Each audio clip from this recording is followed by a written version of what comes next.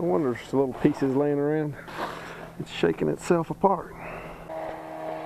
Okay guys, I hope you can hear me. They're sawing some concrete next door, so it's a little loud.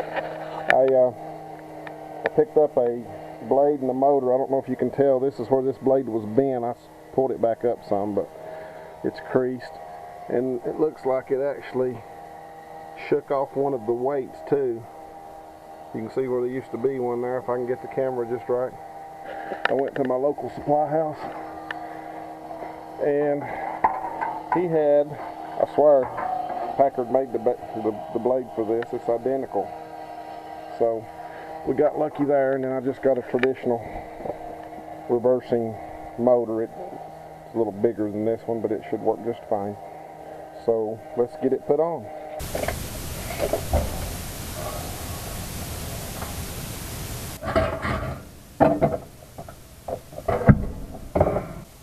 Notice the original Carrier motor had the real thick bolts to hold the motor body down from the frame a little bit, so I'm just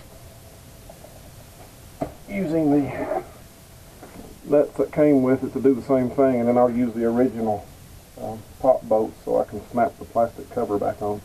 I may end up cutting these off a little bit once I get it mounted.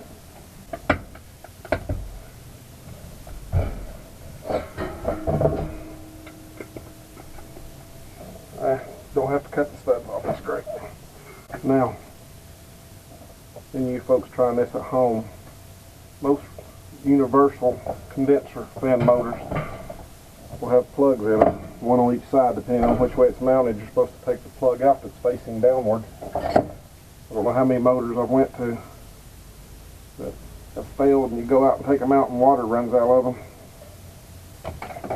The original motor was clockwise on the lead end.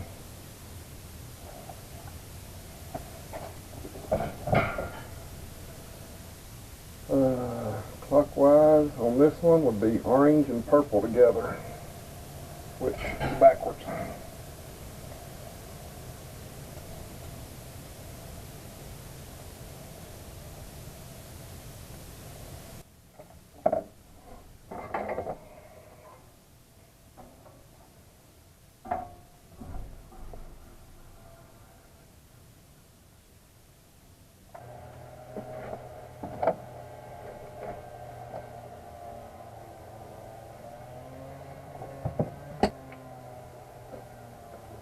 How many tools does it take me to change a condenser fan motor?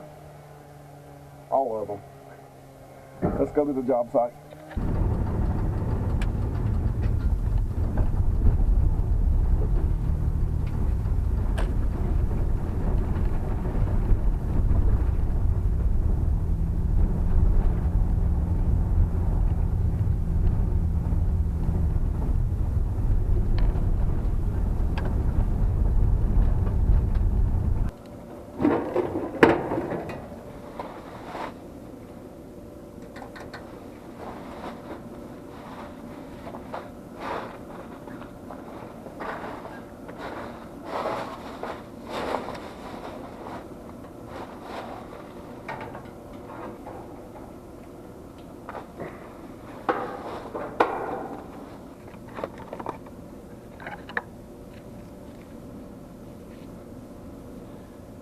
Some of these old brackets, when I scrap a unit out, it ain't pretty, but it works good.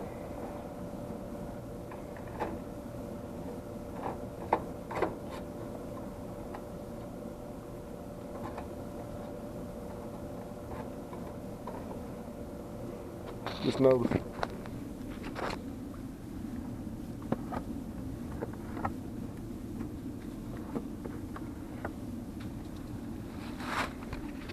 You know, the coil's not bad though.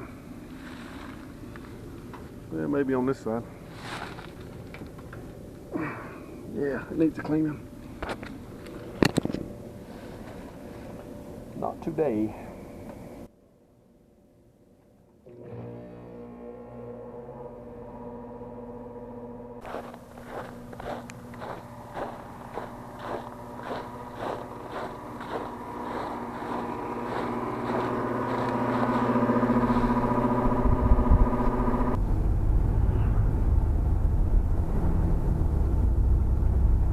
Guys, the camera charging back in the truck.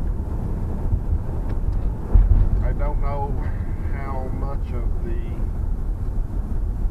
fan running we got on the license clip, but if you could hear it, it had a terrible resonating sound about it. Just a kind of a, I don't know.